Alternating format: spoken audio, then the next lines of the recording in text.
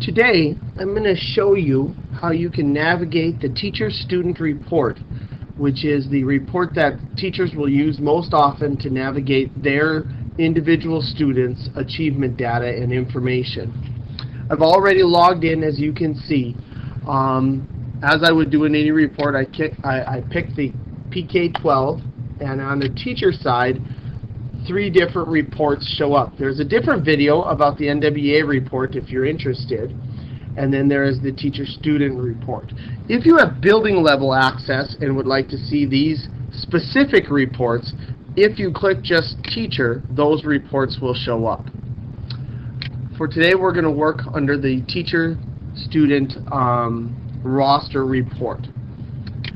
Whenever you show up with any report in this SLDS system, what you'll get is a parameters window and then the reports window, which is on the left. For this particular thing, you've always got to, on this side, you've always got to pick your parameters. So I'm going to pick a school, and then what will populate within there is the different options that I have once I've picked a school. If you're a high school student, what will show up here are your high school teacher. What will show up here are your different classes that you can choose. So you can kind of narrow down what reports you want to see. If you are an elementary teacher, then you can just leave this and directly hit apply.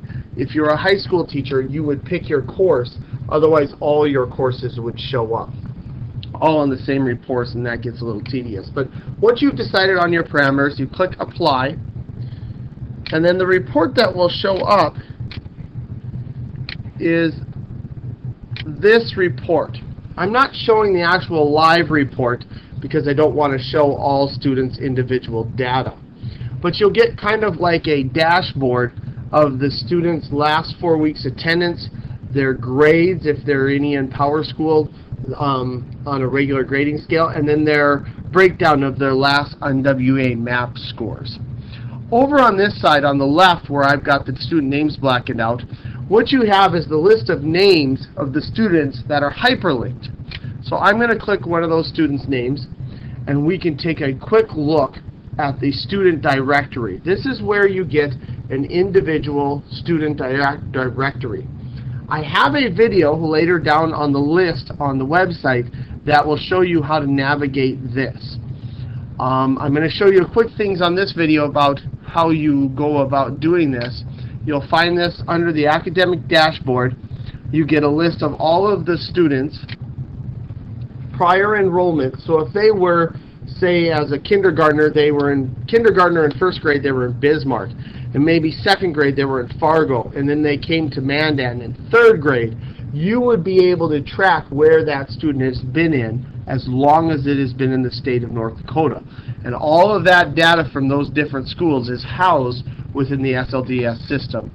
This main page just gives you kind of a breakdown of their last assessments, their attendance, and their last grades. If you click the attendance tab, that will give you kind of a deeper look at what their attendance looks like. Anytime you're in any report in the SLDS system, the More button will just dig deeper and allow you to see historical things with that student. For instance, if I click the More button here, I would be able to go see this student's historical attendance. This is showing on the main page just 2014, but if I click the plus button under Custer here, I can go back and see what his attendance was in, say, 2010. And that just kind of gives you an idea. Anytime you're in the SLDS system, these buttons right here are really important. If you hover over them, they will tell you where they'll take you. This one will always take you back to the parent report.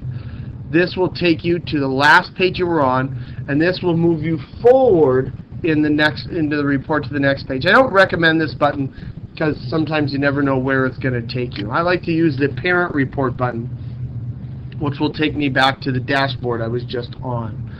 If I click assessments, this is also a nice thing because it will show you the latest assessment data for this student. Something to note is that the SLDS program also has little training videos embedded that you can view as well. They're probably much better than the one that you're seeing now, but they give you more deeper information than I'm taking the time to give at this time.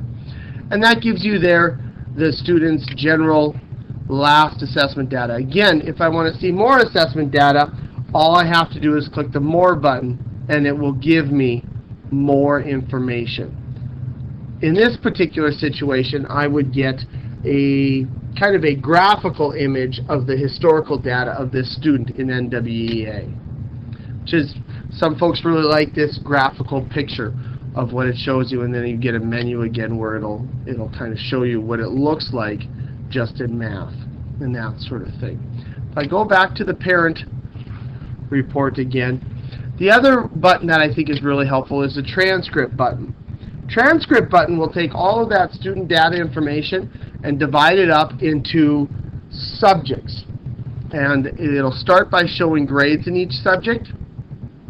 And then if you go farther down, it'll show those assessments by subject as well. So it'll group the NWEA and the NDSA, or the NWEA, the Ames Web, and the NDSA, if you're looking at reading, into one area so you can kind of get an overall historical view of that student's data. Say I'm going to a quick meeting or something like that, and I want to print off this report. If I click Actions and then click Export, I can export that report to a PDF rather quickly, or if you want, into an Excel file. In this particular situation, I would suggest the PDF, because that just gives you a nice little picture of that data. If it was data you wanted to manipulate, I would recommend Excel. As you can see, that's much like what we were just looking at on the report. I hope this video has been helpful. Once again, if you need any help, feel free to give me a call at the Brave Center or email me. Thank you.